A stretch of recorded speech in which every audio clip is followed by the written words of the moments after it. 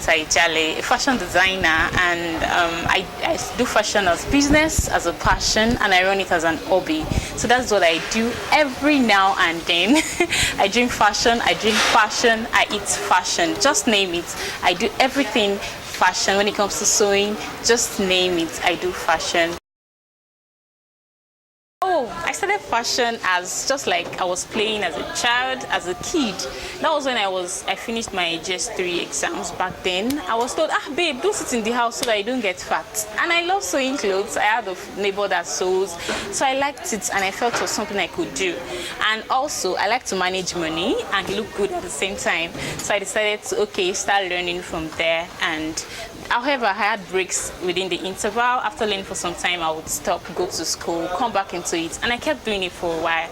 And with time, it just became my thing, and I decided to go into it fully, and that is what I do now as a business. Okay, I started sewing as over 10 years ago. But when I started, I didn't take it seriously like I was going to do it big. You know, everybody wanted to become a doctor, a newscaster, a presenter, just something big, just do something educational or academical. But I wasn't thinking I was going to it fully back then. So later, when I started growing up, I realized I couldn't do without it. I just needed to sew. And when you're sewing, when you're working, when you're designing things, you still need to make money from it. So I realized, okay, maybe I should just start something business-like. So I started it business-like as in maybe in 2010, 2011, within that period. That was when I started sewing commercially for people, for my friends, for my family, and I started getting little amounts of money. So that's how I started. Okay, yes, in the society, fashion is something very, very significant, really. I've realized when you make good clothes for people, there's a kind of smile it brings into people, there's a kind of happiness that it projects. Those are some of the things that keep me going, like, wow, I'm impacting someone. And someone is going for an event, wants to look good, wants to look a particular way. There's a way you dress that person, and the person suits the occasion, the person gets a job contract, the person gets to do the video she's supposed to do. She does her birthday shoot in the really best way she can, and that is something that I feel is adding to society. Everybody looks good, everybody is presenting themselves in a particular way. You know, the way you dress is the way you are addressed. So most times when people are well dressed, they get confident. So it works on people's psychology.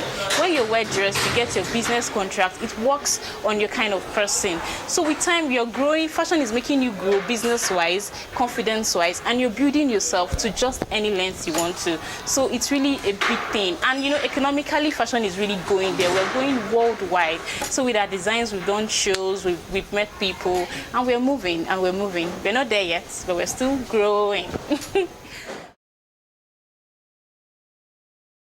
There are so many challenges in fashion designing. You start from, you being able to meet up demands. You know, I was told some time ago that the result of good job is more work. And when you're getting more work, just you cannot do it alone. You have to involve other people. So working with people can be very challenging. You don't know people do they understand your dream? Do they understand what you do? Do they understand your kind of business? Do they understand the kind of clients you've got? Because they're not you, you're not them. They do it their own way, and you do your own way. Sometimes when you try to make people do the things the way you want it to be done, it seems like you're crazy. It seems like you're going mad, like you're not fine, but you just have to do it. So working with people can be very challenging. And also sometimes the facilities we have in Nigeria may not be enough for us to really produce the way we want to produce. There are times we'll see some outfits and we'll say, I want my outfits to be like this. But you know, when you're trying to work with Jane or you're trying to work with electricity and it goes off at the point, then you still have to keep the rough work, and after everything, that's when you start doing the finishing, cleaning up and doing everything. It's not like what you really want it to be. So we lack human power, we lack resources, like in terms of electricity, to really do the work the way it is really supposed to be. And also another thing I find challenging is making the business a business like making it have a big structure, a reasonable structure has been quite challenging. So when you're trying to build a structure, when you're trying to grow and build a structure, can be very, very challenging. So there you need people to take you up, to raise you up, and that is where Mrs. Smith is is a very good mentor. She has done it, and I feel, well, she's somebody that is very good at it, but I know it's challenging.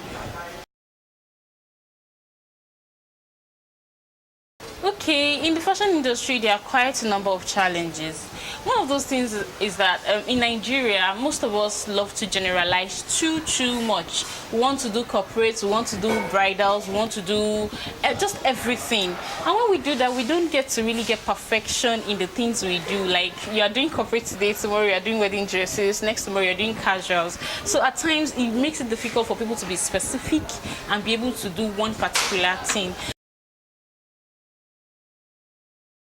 For my business now, really, just so for my business, actually, I want to have something more organized, something much more official, something much more structured. That is going to be well, like, things are well placed. Everybody knows, okay, this is what I'm to do now. This is what, just like an organization, a business that, okay, that people know, okay, this is my next show. This is what I'm going to do next. So when I get that, I would love to do a lot of shows, organized shows, like make people know the brand, see what we do, know what we do outside here and even in and outside Nigeria. Just know, okay, this is Venta Classic, this is what Venta Classic does. Venta Classic is a bridal designer, she does casuals, she does corporates. So from there we keep growing and do a lot more publicity. Like very soon I hope to see fashion house, like a very good fashion academy where people come to learn and they really get the value for their money. So that's where I hope to see the business in the next few years. Okay, yes, I do. I do a lot of things. I'm a Gemini, so I get to do a lot of things. I used to do jewelries. I did jewelries for some years. I went into makeup too. Like, I love makeup and I do it too. So but fashion designing has been one thing that has held me really tight. I can't just leave, and I've really been baptized into and really entangled into. But I do jewelry, I do makeup, and I'm also a media person, so I do presentations at times too. So I still have a passion for media, so it's still in me, it's right there. So many things, but fashion has been just there, like, ha, babe, I own you. The first time I met Miss Sinisi, she's somebody I've always admired from afar. I've admired her brand. I didn't know her. The first time I met her was at an interview. I was supposed to work with her. So I told her I wanted to work with her, but she said, she needed somebody that was going to stay longer. I should have told her I wanted to intern, but I said I wanted to work instead. So she said she needed somebody that was going to stay for a longer period because I was going to resume back to school. So I couldn't stay. So I couldn't work with her as a then. So later, fast forward to this year, we met at an event and she was really open. I told her, wow, I've seen you before. She was like, wow, really, your face looks familiar. Then how did we meet? And I told her, then she was laughing at me that, you should have told me you wanted to intern back then. And ever since, our relationship has been there. She has been my mentor. She has been really open to teaching you new things. This is the way you should do this. She can be really pushy at times, but just to achieve something positive from you, she keeps telling you, babe, do this. Buna, you should be involved in this. This is what you should be doing right now. Your business should have a structure. Don't play with this. And I've really admired her since then. Ever since, she has really impacted in my business, in my personal life. I like the way she has grown, even further than fashion designing. She has really grown out of that. Like she says, she will tell you, fashion designing is not an end in itself. It is a means to an end. So I really love her. Mrs. Tinu Smith is just a wonderful person. Okay, and like as a child, I've known our workplace from when I was younger. We lived around there. I was always looking at her. Banner back then, like, Datina. I love Datina. Like, I just hope to be like somebody there, this kind of designer, have a space like this, arrange it like this, make it look like this. I had always been admiring her from childhood. But when the first time I had contact with her was when I was actually looking for a job. I wanted to work with a designer. So I went to her, she interviewed me. I loved her more at the interview, like I really loved her. So, but I was supposed to do like an intern, but I told her I wanted to work. That was where I made a mistake. I would have worked with her. So she told me, no, she wants somebody that's going to stay for a longer period. So I couldn't stay because I knew I was going to resume school very soon. So I wasn't employed back then. So later, we met at another event again. So that was when I told her that, oh ma, I've met you before. Then she was like, really? So how she told me, I told her everything, how she interviewed me, and I wasn't employed because I wasn't going to stay for too long. So we got talking, and ever since, everything has not remained the same in my business, because she has always been pushing me, Buna, do this, Buna, this is the next step, Buna, this is what you're supposed to do now. This is so I really love her experience, her wealth of experience, the way she encourages young people to grow. You really get some of our mentors that are not like that. Some mentors are not open to their mentees like she is. She opens her hand, see this is the way to do this. This is how you should do this. And she's just that kind of person that I really admire. Just in a few months, she has really impacted in me, and I can't wait to explode. Thank you very much, Mrs. Tino Smith.